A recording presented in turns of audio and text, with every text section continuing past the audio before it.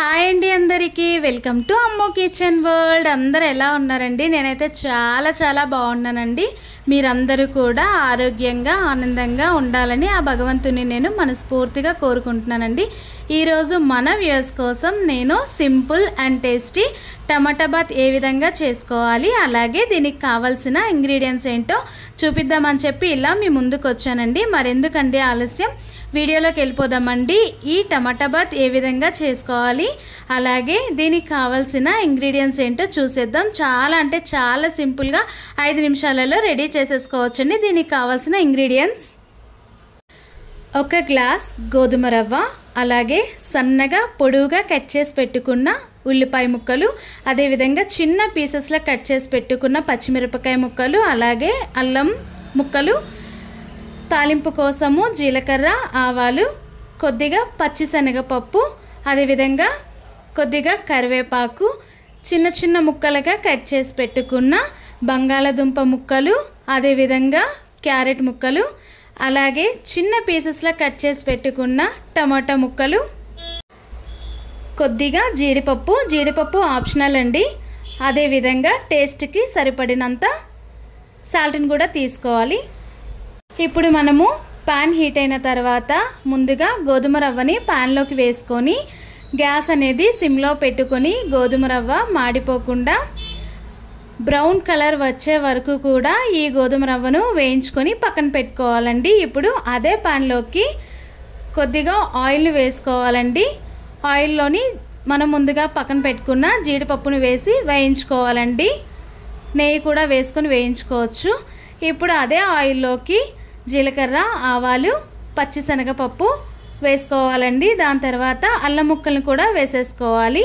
ఇప్పుడు దానిలోకి ఉల్లిపాయ ముక్కల్ని కూడా వేసేసుకొని వేయించుకోవాలండి. ఈ ఉల్లిపాయ ముక్కలు అనేవి మనకి బ్రౌన్ కలర్ వచ్చే వరకు కూడా మనము ఈ విధంగా వేయించుకోవాలండి. ఇప్పుడు దీనిలోకి మనము చిన్న ముక్కలుగా కట్ చేసి పెట్టుకున్న పచ్చిమిరపకాయలను కూడా వేసేసుకోవాలి. అలాగే కరివేపాకును కూడా వేసేసుకోవాలండి. కరివేపాకు వేసేసిన తర్వాత ఈ పచ్చిమిరపకాయలు అనేవి కొద్దిగా ఆయిల్లో ఈ విధంగా వేయించుకోవాలండి. ఇప్పుడు దీనిలోకి మిగతా ఇంగ్రీడియంట్స్ని కూడా యాడ్ చేసేసుకుందాము. ఇప్పుడు చిన్న పీసెస్లో కట్ చేసి పెట్టుకున్న బంగాళదుంప ముక్కలు, అలాగే క్యారెట్ ముక్కలను కూడా వేసేసుకోవాలండి.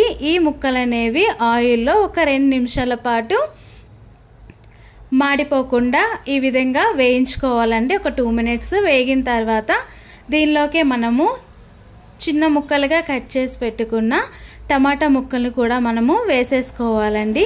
ఇప్పుడు దీనిలోకి మనము చిటికెడు పసుపును కూడా వేసుకోవాలండి. పసుపు వేసిన తర్వాత సాల్ట్ను కూడా యాడ్ చేసేసుకోవాలి. సాల్ట్ అనేది టేస్ట్కి తగ్గట్టు చూసుకొని వేసుకోవాలండి. చూసారు కదా, ఒక 2 నిమిషాలు వేగిన తర్వాత ఈ విధంగా ఉంటుందండి స్ట్రక్చర్ అనేది. దీనిలోకి మనము వాటర్ అనేది యాడ్ చేసుకోవాలి. నేను ఇక్కడ 1 గ్లాసు గోధుమ రవ్వ తీసుకున్నాను కాబట్టి 1.5 గ్లాస్ వాటర్ అనేది యాడ్ చేసుకున్నానండి. చూసారు కదా, వాటర్ అనేది వేసేసిన తర్వాత ఒక్కసారి మనము సాల్ట్ అనేది ఈ టైంలో చెక్ చేసుకొని, ఒకవేళ సాల్ట్ సరిపోకపోతే కొద్దిగా సాల్ట్ని కూడా ఇదే టైంలో యాడ్ చేసుకోవాలండి. చూసారు కదా, ఈ విధంగా మరుగుతుందండి. ఇప్పుడు దీనిలోకి ముందుగానే వేయించి పెట్టుకున్న గోధుమ నూకను వేసుకొని గ్యాస్ అనేది సిమ్లో పెట్టుకొని మూత పెట్టుకొని ఉడికించుకోవాలండి. ఒక 5 నిమిషాలు ఉడికిన తర్వాత ఇక్కడ చూసినట్లయితే మనకి టమాటా బాత్ అనేది రెడీ అయిపోయిందండి. చూసారు కదా, అడుగు అనేది మాడిపోకుండా చాలా సాఫ్టీగా టమాటా బాత్ అనేది తయారైపోయిందండి. గ్యాస్ అనేది మనము సిమ్లో పెట్టుకొని ఉడికించుకోవడం వల్ల అడుగు అనేది మాడిపోకుండా ఇక్కడ చూసారు కదా, చాలా సాఫ్టీగా టమాటా బాత్ అనేది రెడీ అయిపోయిందండి. ఇప్పుడు ముందుగానే మనము వేయించి పెట్టుకున్న జీడిపప్పుతో గార్నిష్ చేసుకోవాలి. అంతేనండి, softy and yummy and tasty and simple tomato bath అనేది రెడీ అయిపోయింది. చూసారు కదా, మన దగ్గర ఎక్కువ టైం లేనప్పుడు బ్రేక్ఫాస్ట్ 5 మినిట్స్లో ఈ విధంగా రెడీ చేసుకోవచ్చండి.